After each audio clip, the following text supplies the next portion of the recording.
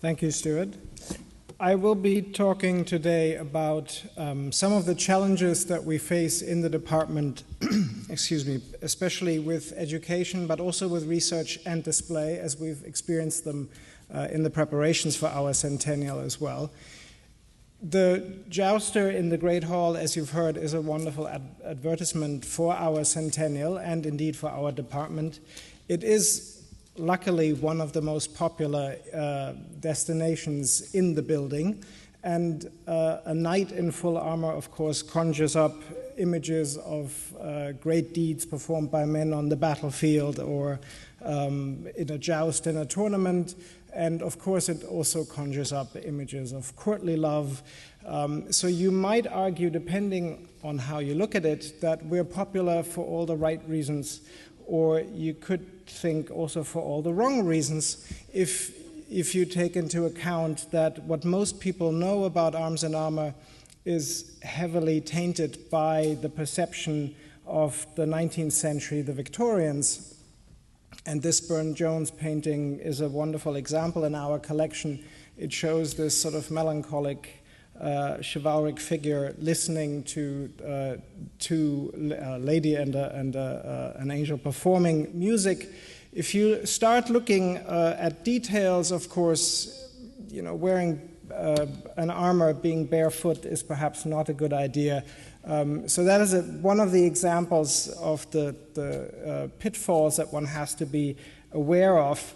And there are several levels to these pitfalls, because when you think that this is a 19th century artistic license, you only need to go up into the cloisters and find a Renaissance figure of Saint Michael. And when you look very closely, you see that the archangel is not wearing any footwear under the armor either. I'm not saying, of course, that this is evidence that people wore armor barefoot. Perhaps if you're an archangel, you get away with this. But this is Renaissance artistic license meeting 19th century artistic license. But these are the things that you need to take into account when you try and bring arms and armor to a wider audience. In this venue 2 years ago, we held a Sunday at the Met program about misconceptions. And just to point out, one of the examples that I spoke about is that persistent idea that armor is so heavy that you need some kind of help to get into the saddle of your horse.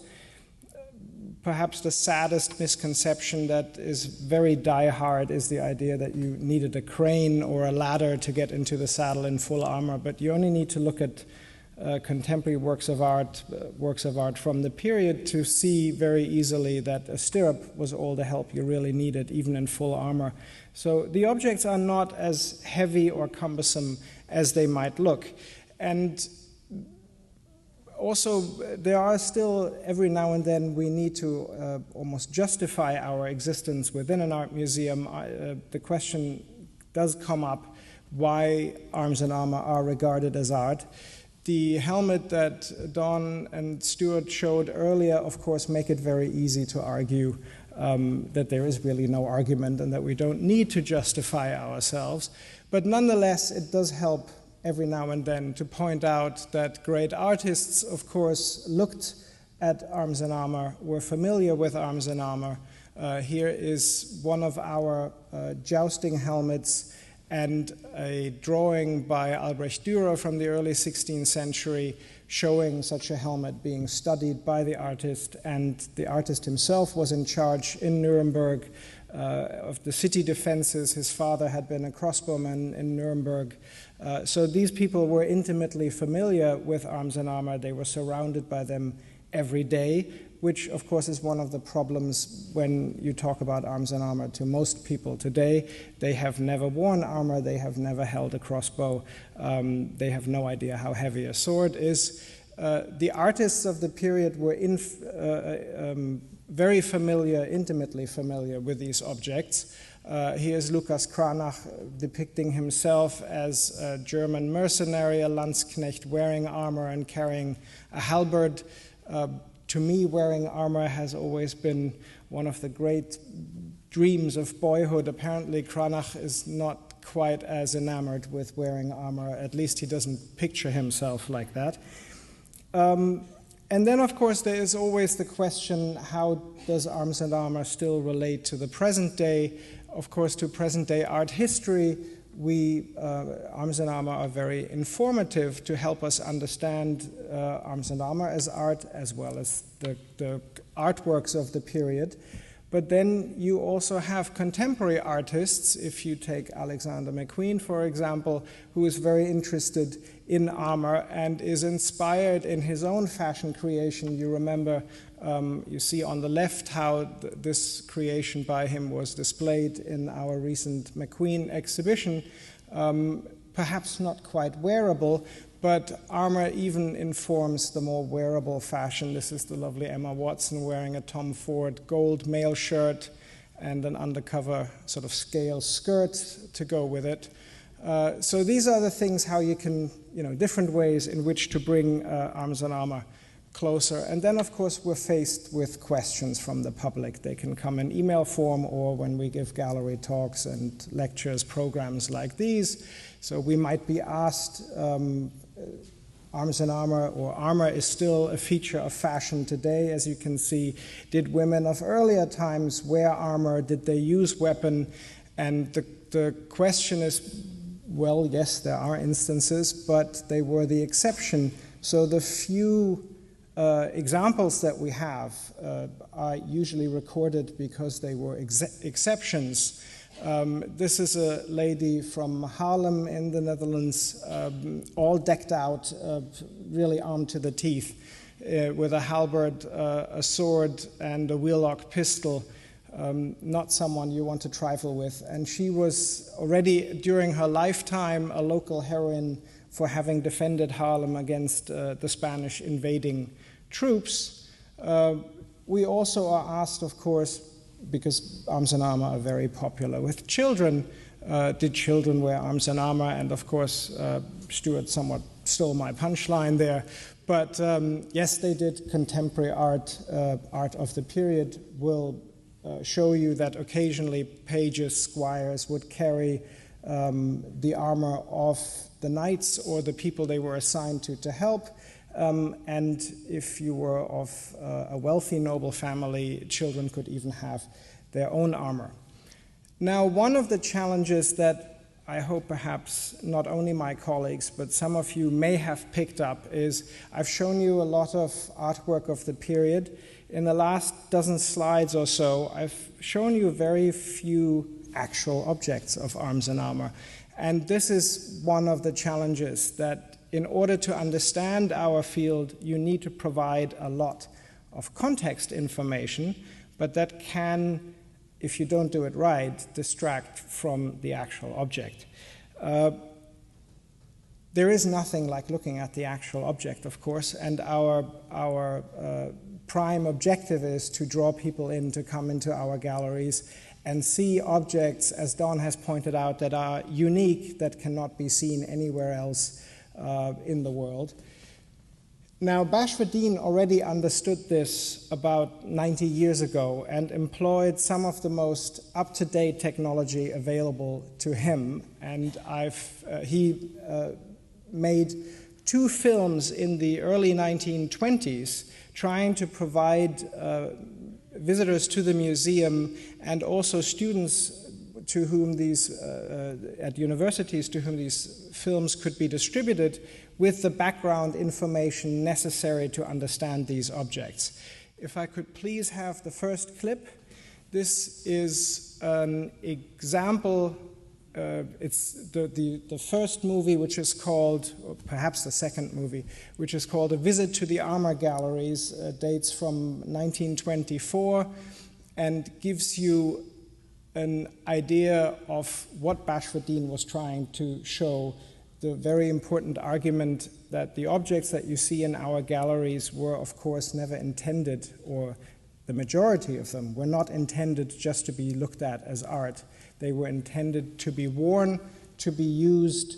Arms and armor, if you will, you might define as usable art, wearable art, even performance art, if you will. So here Bashfordine is showing the application, you know, the old meets new.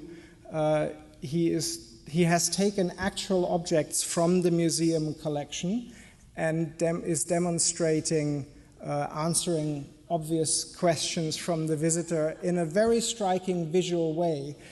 For me, during a gallery talk, pointing out how heavy armor was, whether you could move in it, will take several sentences.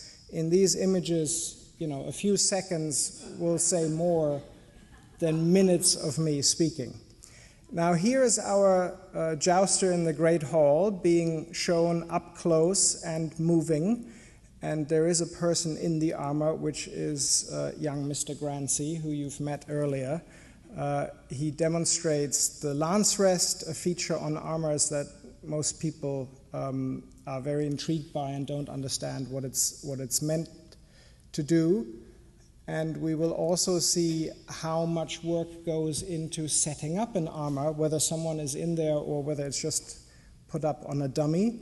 And I can tell you we actually edited these clips. There are several more minutes showing how the armor is put together.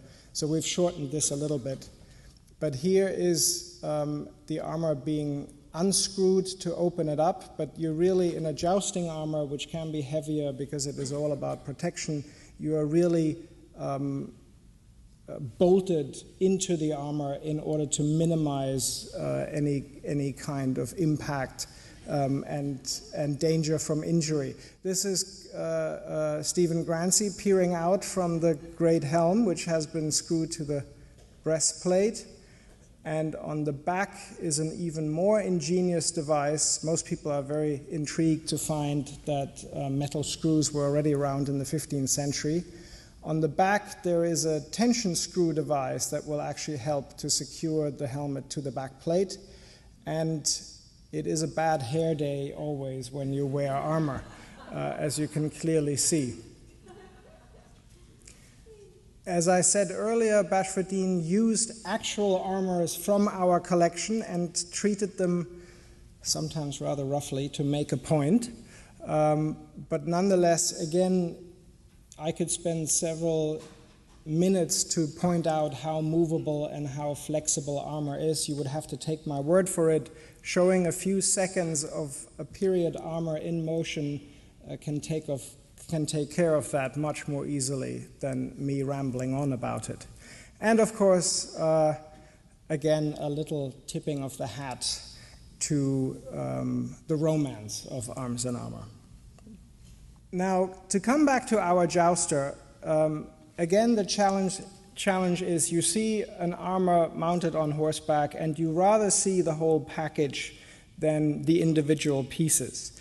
In order to explain how this armor would have been used, we can, of course, go to the artwork of the period that can convey to someone who understands how dangerous a joust like this could be. But I've brought you another short clip that will show you these objects in action with somewhat updated modern technology. If I could have clip 2, please. And this is, again, just a sort of best-of. It's just a few scenes from some footage that a friend of ours, Ben van Kurt, and his company, Kaos Historical Media, have kindly made available to us. But this shows you what armor, authentically reproduced and copied armor, looks like when it is brand new, not 500 years old, and what it would look like in motion. And there is... it is quite a sight to see a fully armored man on horseback in full motion. That's why we're showing it in slow motion here. So you get the picture. And then, of course, it is fine to see someone walking around the horse in full armor.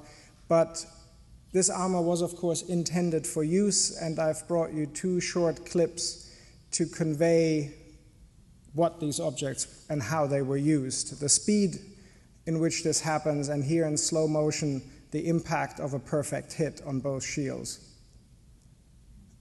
almost unhorsing each other.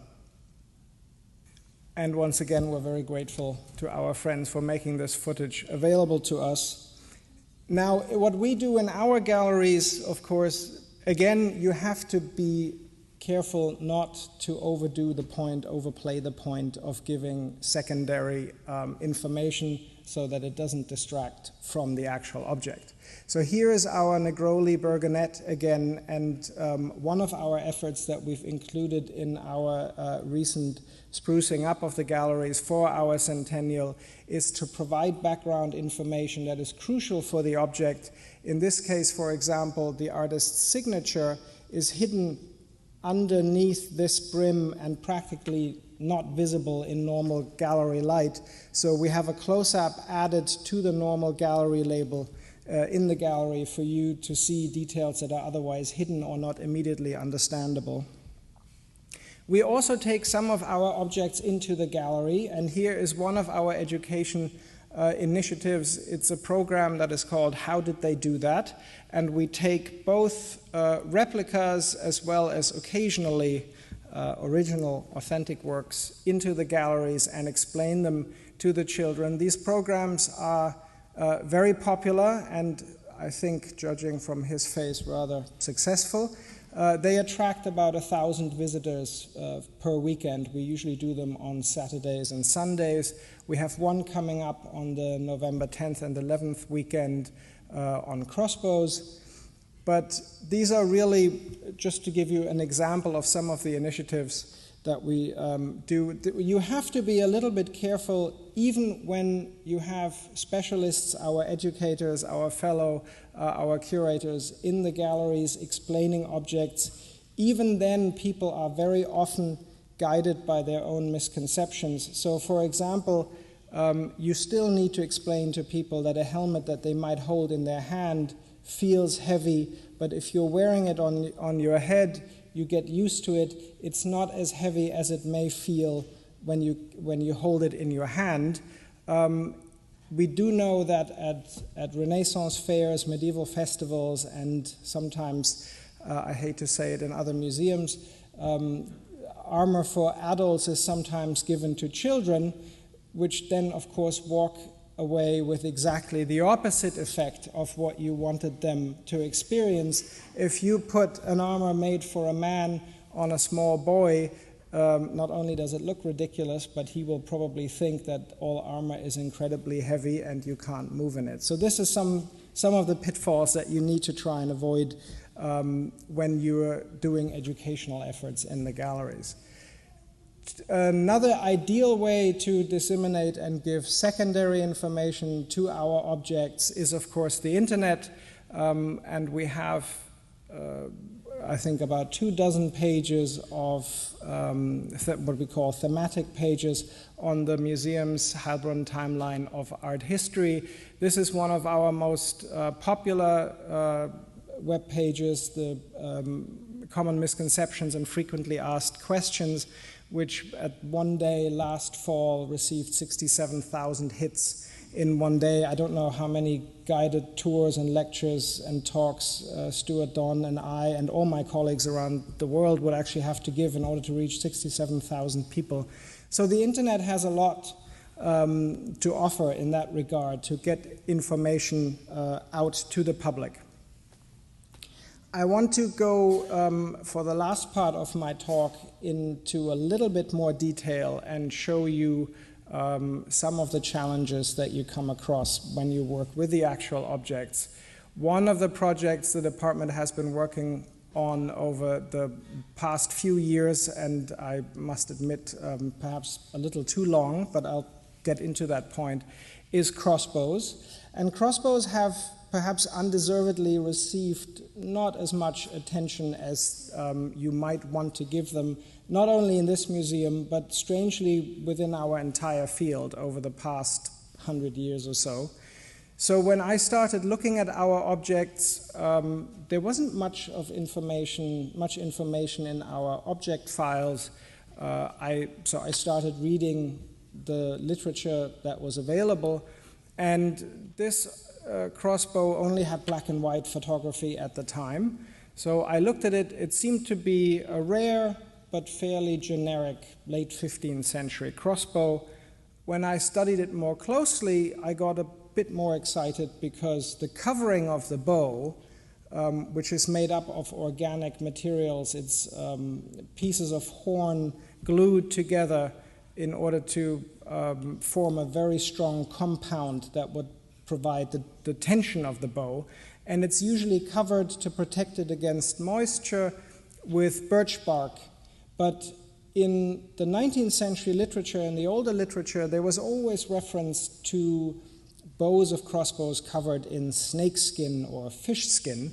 So when I recognized this pattern and I looked more closely, this really looked perhaps like snakeskin. And I got a colleague from, in true Bashfordine fashion, from the American Museum of Natural History to come across the park and look at this.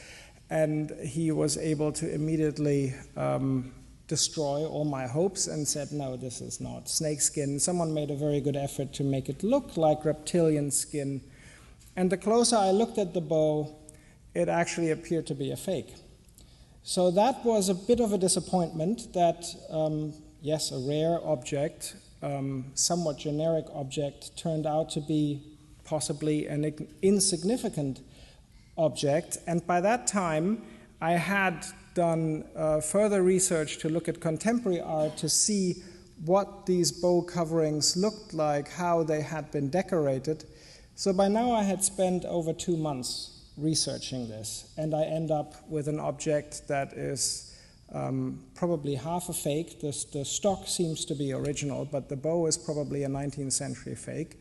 And for us as an art museum, the object is relatively insignificant. On the other hand, you might look at it differently. This fairly insignificant object has yielded very important information because we now know that all the references from the older literature to bows covered in snakeskin or fish skin appear to be outdated. This seems to have come up in the late 19th century and just disseminated in the literature, but there are, as far as we know, no examples of any crossbows that have ever been covered with snakeskin or fish skin. So at the same time, the object yielded rather important information. The problem is, of course, we have about 14,000 objects in the collection. Even with 3 or 4 curators, if you do the math quickly in your head, you're looking at 300 to 700 years of research for all the objects in the collection, which of course is not feasible, or perhaps future generations will be very happy to continue. But this is something you have to bear in mind.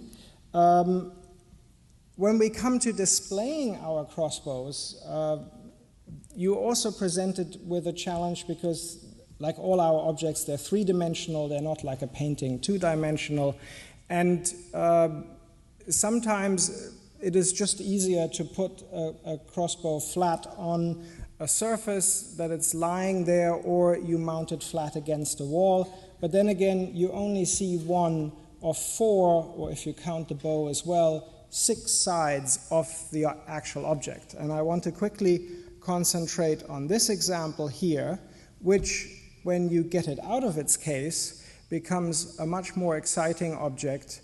Luckily, in the case, you can actually see it from the side, but I chose that image rather deliberately, I have to admit.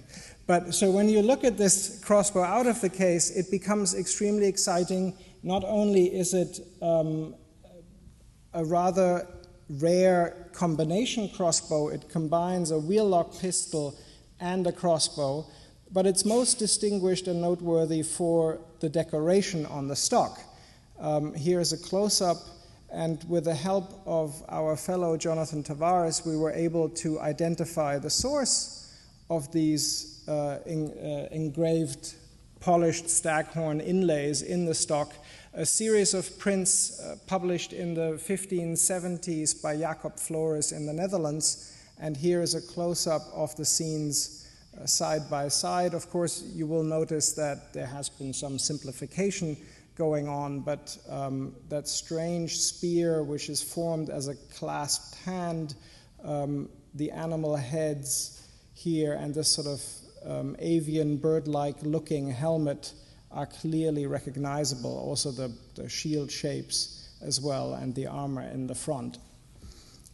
So this is a weapon which is interesting, especially for its decoration, but how do you display a weapon like this? How do you even photograph it for a catalog in order for all the decoration to be seen? That's one of the challenges we're facing at the moment for a forthcoming publication. Here is the only other mate to our crossbow in Vienna, and again, a slight disappointment. I had to concede that our crossbow unfortunately had lost the original bow. The Vienna example still retains its original bow, but on the upside, the decoration of our stock is much more exciting than that on the Vienna example, so this is one on us, luckily. Again, Bashfordine was instrumental over 90 years ago, and I'd like to show the next clip, please. This is from a different movie, just a couple of clips showing crossbows in our collection. The movie probably preceded the visit to the armor galleries and was called Firearms of Our Forefathers. And before he gets to the firearms, he is showing 2 crossbows out of our collection, and he explains, especially giving background information again, how the crossbow was spanned and how the trigger mechanism would work. And he is now rather vigorously applying a windlass and setting to spanning, I shudder to say, the original crossbow again. And not only does he span it, he also takes an early 16th century bolt and puts it on the weapon and shoots it into a wooden wall rather effectively. And again, Bashfordine, something that had hardly been pointed out in the literature of the last 100 years, noted that women this is one of the few weapons that was also regularly used by women, and here he has a lovely young lady displaying this crossbow, how it can be spanned by hand. And also, just in the last frame, you see that she's actually, there we cut that off, that she was actually shooting this one as well. Now, one of the problems with the technology available to Bashfordine, you may have noticed, is of course, you see how the weapon operates, but the quality of the film was not good enough to show you the object to full appreciation. And here is the crossbow, a late 16th century example, a pellet or stone crossbow. This would have not shot bolts or arrows, but small pellets made from clay or lead, and it was used to hunt small animals and birds. This is, again, a rare example because it appears to be from perhaps northern Italy, but probably from France, and there are very few identifiable French crossbows. So it's a noteworthy object in our collection, but at Bashfordine's times, it was very difficult to really show that. We have other crossbows in our collection that really deserve a closer look. This is one that was made around 1720 in Saxony, very much in an older traditional style, but you can see just from this one image how beautifully decorated it is, and even this device that would have been used to span the crossbow is profusely decorated with etched decoration. And just as a small teaser, I'd like to show you the 4th clip, please, what with modern technology we might be able to do in the future. You can focus even on insignificant parts like the bowstring or the spanning ring, but also on the engraved decoration.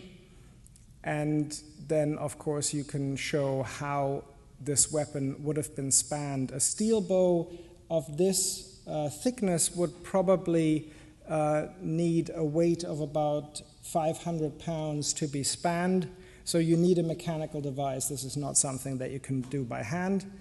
This crick, or craniquin as its technical term calls it, is put on the back of the stock, and then like a rack and pinion, with a rack and pinion principle like a car jack, the grapple, the claw, will pull the string all the way back into the nut, into the release cylinder. It only takes a few turns of the handle, then you remove it, you put up the rear sight, which is already up, I believe, in the next picture. The bolt is set, and then the weapon is ready to be shot. And even at slow motion, the movement is too fast to be captured by the camera. But this is just as a teaser to show you what modern technology will allow us to do in the future. Now, a birthday celebration would, of course, not be complete without a present. And we've prepared a present for you, which you may have already been made aware of. We have created an app, which is the latest thing for your computer, for your iPad, for your iPhone. And this is combining the information that we can offer on our objects in a somewhat more joyful and game spirit. We're basically trying to bring you closer to the objects with a quiz, and I can this is the world premiere of the trailer for our app. If I could have the last clip, please. This is meant to show you, to tease you and get you interested to play the app.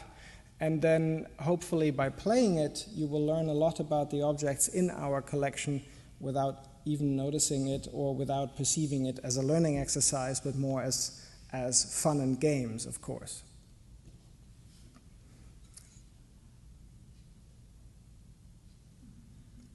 And I'm very happy to report that as of last Friday, the app is available on our website under Met Media. So you can play the game on our website, and it will also be available on iTunes soon for your phones. Here's just a sample page to show you an object in our collection, a question to go with it. I will not tell you what happens when you get the wrong answer or the right answer, but it allows you, even though you're learning something, you're learning background information, we're also allowing you to zoom into the objects, learn more about the objects themselves, and hopefully this will provide some fun and again draw people to come back to our collections. Now, thank you very much. Happy birthday to our department once again. Thank you very much for making it out, even in the daunting weather conditions, and please be safe getting home. Thank you very much.